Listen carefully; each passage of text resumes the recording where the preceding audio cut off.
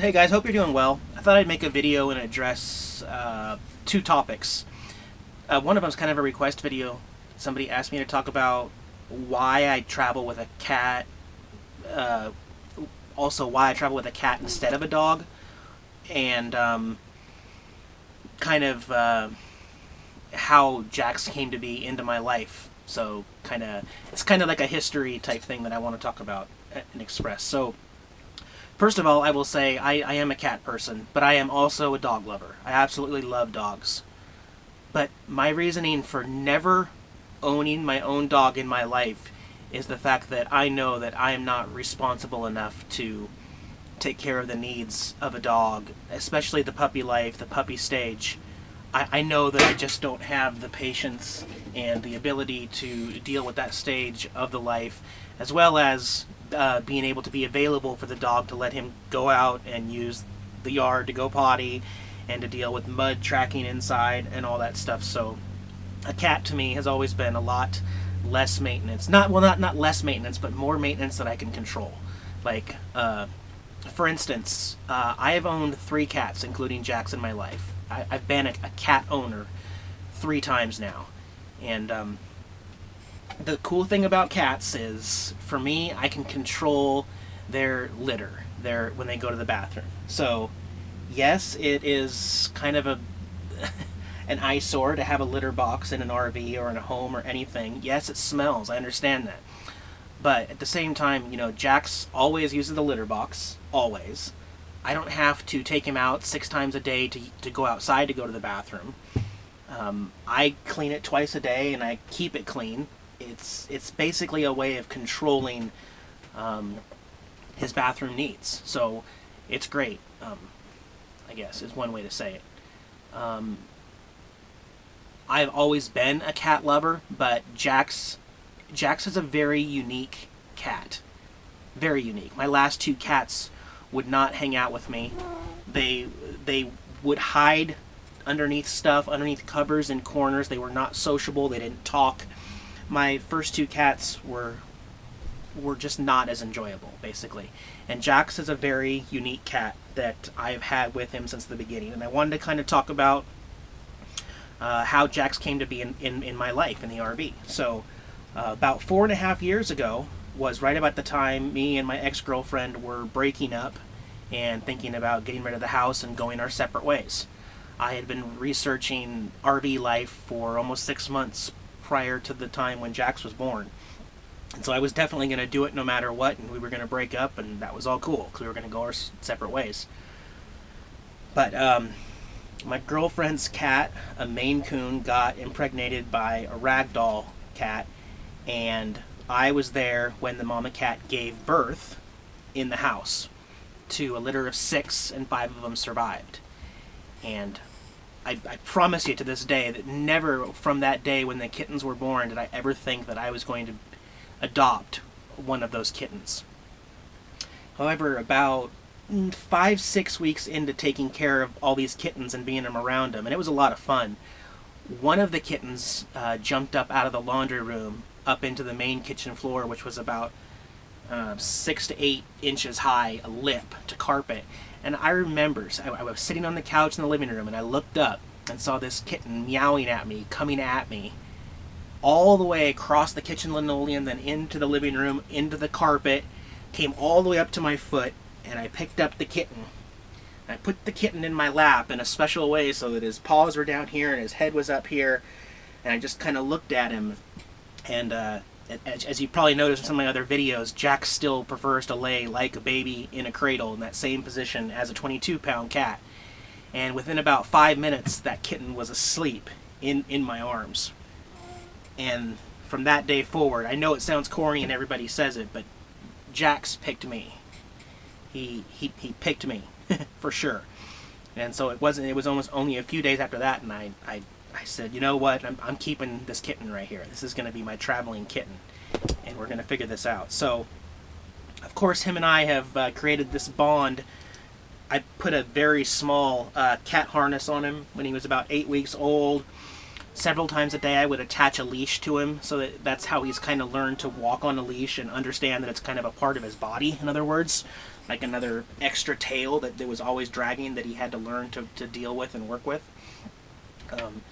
So we moved into our first RV right about the time when Jax was about 12 to 14 weeks old. We moved out of the house. We moved into our 79 Toyota Dolphin. And my original goal at the time was...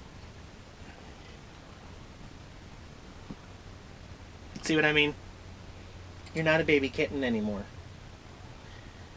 I had decided that, like a lot of RVers who make the switch from house or apartment life into an RV, I was going to live out in the RV for a week, even though I would still pay till the end of the month in the house. So Jax and I moved out there, and we were gone in 4 days. We were ready to live on the road and do our thing. So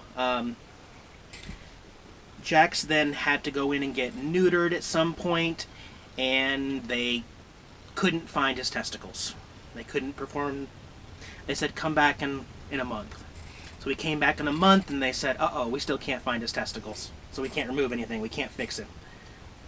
They said that he had to have exploratory surgery for them to find them and remove them so that it didn't cause some cancerous thing. So when we went in to have that done, and he was going to be under to have that surgery done, that's when I made a choice to have Jax declawed. And I know that this is kind of a controversial thing too, because it's not just, oh, have him declawed. It is literally physical surgery on a cat to have them declawed. And I feel terrible because I didn't understand. I didn't understand the procedure. If it had been explained to me in a way that was realistic, I would have cringed and said, I can't do that to my cat. And I probably would not encourage anyone to ever do that again. But his front paws were declawed. He's polydactyl, so he's got extra thumbs. He has 7 toes on each front paw. He's got the normal 4. Hey, you're not going to show off? Can you show off your paws? He's got the normal 4, and then he's got the thumb appendage that has 3 more claws. So he had 7 claws removed on each front paw. Now you're going to bite me. So yeah, he got declawed. He's had a lot. I mean, he's had some expensive medical bills in the past, like really expensive medical bills. 3 different times he went in for vet emergencies that cost over $1,200, and 2 of those times I ended up selling my car to be able to pay for the medical expenses. One of them was a 1990 Honda Accord, and the other one was a 1988 Honda Civic. Both times I sold the vehicle to pay for Jax's vet bills. So him and I have a very close bond, and RV life is the only life he knows. So living in a small space like this but getting the exercise on a leash is something that he really knows. Now, I'm not a fool. I know Jax's life is going to be a lot shorter than mine, but for everywhere. But him and I have a very special relationship, and I do not consider him a pet. Seriously, Jax is... him and I are family. I don't see him as a pet. And I want to talk a little bit about having indoor-outdoor cats, because I have had a lot of people ask me why I don't just let Jax roam and do his thing. Now, I know people that live in houses and apartments, open up the door, let their cat go outside, do their thing, and let the cat come back in later and feed him. And that's one thing that, no offense, but I can't understand. Like, you have to... Oh, I've still got hair at my nose. You have absolutely no control over the safety of your cat, just letting them roam out free in the wild. Now, I'm not saying that those kind of pet lovers don't love their pets. They probably do. They love their cats. They really enjoy the company of their cats when they're indoors. And they love them enough to let them do their own thing outside where you can't protect them. I physically cannot do that. My heart, I just can't do it. There's no way. There's no way I would just let fate decide Jax's life. So,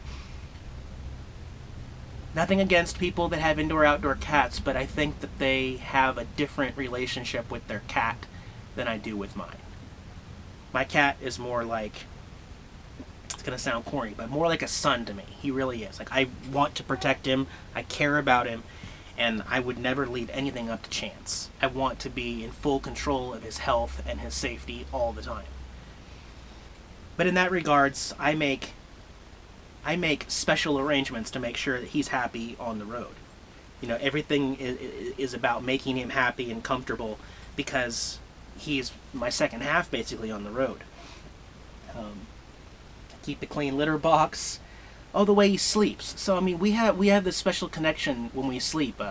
When I lay down, he climbs up the ladder, comes up, and as soon as I say cat cave, that's when I open up the covers. He comes in the covers and then does a U-turn, comes back up. I sleep on my side with my arm out like this.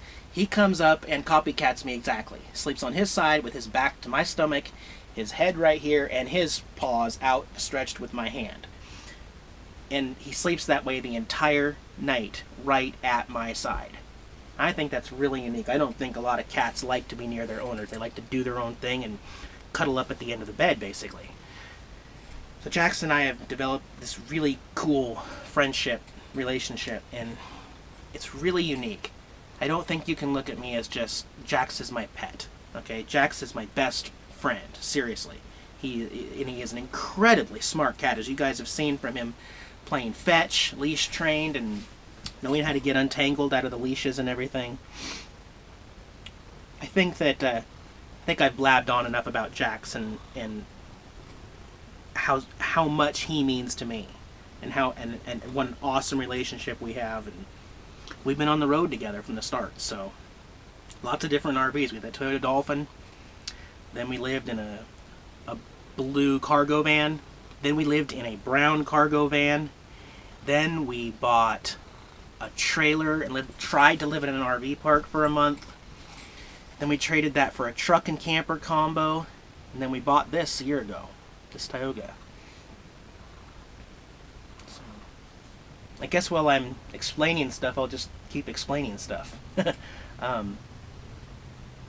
I've been getting really bad at responding to YouTube emails. I apologize. It's just they don't show up on my phone when I'm using my phone app. Now, Facebook messages are different. I can actually check those messages and reply to those messages. You get spooked? And a lot of the private messages that people have been asking me lately, like on this trip, because I'm like way out of my element, is two things. One, do I get lonely not having a female with me? And why do I choose to be single? Why am I still single? And am I feeling scared out here in the elements, so far away from home after 33 years of living in Washington State? So let me address the first part. Okay, so I have been single by choice for 4.5 years now, and yes, I am perfectly happy with that. I don't need companionship, but you also have to understand that even if I've dated in the last 4.5 years, there's this certain time where you realize, like, look, I'm not interested in changing. Like, I'm happy on the road. I want to move around. So, you know, a compromise for us is for me to completely quit this lifestyle, sell the RV, and move into an apartment with you. That's always the compromise. And to me, that is not a compromise, because I'm not interested in changing. I want to continue my lifestyle.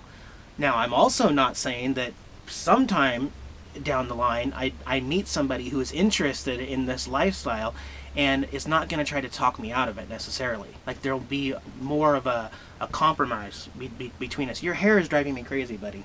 It's just everywhere. So I'm open to that possibility. It's not like I'm a loner and I do not want companionship.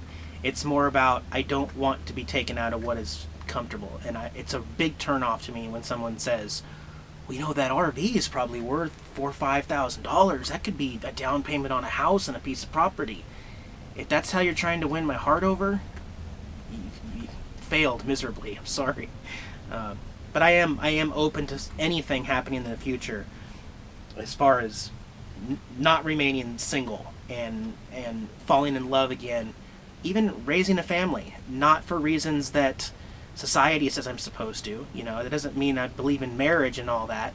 And I would believe in marriage if both of us understood what it actually meant here in this country properly, not just because we're supposed to. So that's pretty much where I'm at with that. As far as my feelings on the road right now, okay, I'm really close to Tucson, Arizona. Never been out of Washington State in 33 years, and here I am just going around the country by myself with a cat every single night. I don't know where we're gonna be. I don't know where we're gonna live, park, sleep. And some people would ask, well, Eric, doesn't that just tear you up inside? Doesn't that give you bad anxiety? Isn't that just scary as hell? And my response is absolutely no. It's absolutely thrilling. Like when I turn that key later today and drive away and try to find somewhere to live and sleep and camp for the night, out here, outside my element, it's exciting as hell. I know I'm going to find a place. I know I'm going to find a place to sleep for the night. It always happens. However, you also have to think, I have to be open to anything happening. Somebody might not want me somewhere where I'm parked. Well, you know what? I don't own that property, so I can't argue. I'll simply turn the key and say thank you. Or sometimes, hey, do you know where there's an RV-friendly place for me to park overnight? Nothing about this trip so far has made me uneasy, except for the Slab City event that I've already talked about, because that was unfair. I can't talk about future locations anymore. So I'm completely happy and sane on the road. The only things that sometimes bother me are the condition of the RV. It's an older RV, and although I do have a renewed confidence in the RV, I don't have anywhere near 100% confidence in the RV. So we're kind of just playing it by ear. If you've sat through this video and you kind of heard my spiel, which you didn't have to, this is just kind of an insight into Eric's mind. Future plans. I want to talk about both short-term and long-term plans. So short-term plans. I am still heading east, and I am going to stay in the southern part of the United States, at least through the winter, where it's warmer. However, I also understand that some of these places here, even in the winter, may get down to freezing at night. May have bright sunshine, 70 degrees in the daytime, but still may freeze overnight. So, hey, you're gonna knock the camera off. Come here. Why don't you cuddle right here? So, I understand that. I turned the furnace on this morning when I woke up, which is perfectly fine. I didn't say I wasn't going to run the furnace, but if it gets under 50 degrees inside the RV, I think it's time to use the furnace. And propane is just an expense. The problem in the Northwest boondocking was the ability to recharge the battery because the fan on the furnace runs the propane and that can drain out. Well, it doesn't matter because, you know, the sun's going to come out in the morning and I'll recharge the battery. So that's not a problem. But that is the plan. And then once the winter freeze is over in February, March, I'm going to start heading back up north and back to the Northwest for a Northwest summer. Basically make the entire tour around the country, which this is basically new, right? This was not something that was originally planned in the Slab City departure down here. For extended future goals, I want to stay in an RV. And I think in order to do that, I would need to upgrade to a newer RV with less miles. And there's only one way for me to do that, and that is to probably finance an RV. And I know, I've always preached against financing. Well, not preached against it, but preached against the fact that you don't own it when you're financing it. Which is cool. There's lots of people who finance cars, RVs, and houses, and eventually they own it. And then once you get to that stage, well, then you're golden. I mean, you worked for it, you paid for it, it's yours at that point. But when you're financing it, you're basically just leasing it to own it, renting it to own it. I've kind of been against that whole theory and wanted to stay against it, but then again I've come to realize in the last few days with the RV problems that sometimes financing something is the only option we have here in America for future ownership. And yes, you're going to pay interest rates that are going to make you pay more than the sale price. But then again, you know, if it's $300, $400 a month, that's like half the price that I was paying for rent at apartments and houses, and I'm just throwing the money away. You don't get anything from that. That was my hard-earned money, handing it over for something that just drops into a fire pit and gets burned. Now, making a payment on a new RV that I'm going to own in 5-6 years, that doesn't make me feel as bad as it used to. It used to bother me, the idea of financing. That's why I always purchased outright. But yeah, just wanted to throw that out there. Future plans. In order for us to continue this lifestyle, we are going to have to get a newer RV with less miles and more life than this one. So I will keep you all posted and updated on those changes. Thanks for watching my history lesson rant about everything. And you baby, oh you the baby kitty, oh shit baby, I'm gonna go for a walk. I'm gonna go outside. I'm gonna go outside. I'm gonna go outside. What are you doing? Such a dork. Say bye-bye. Say bye-bye to everybody. Say thank you for hearing my story. Alright. Alright, talk to you guys later. Stay free and unplugged. Hey guys, Jax here, along with his human servant Eric. Thanks for watching our RV channel. If you liked the video, give me a thumbs up below. Don't forget to watch all of our other videos. We got some great material out there. Subscribe to our channel so you can get the latest updates here on the road. Can you say hi? Talk to you guys later.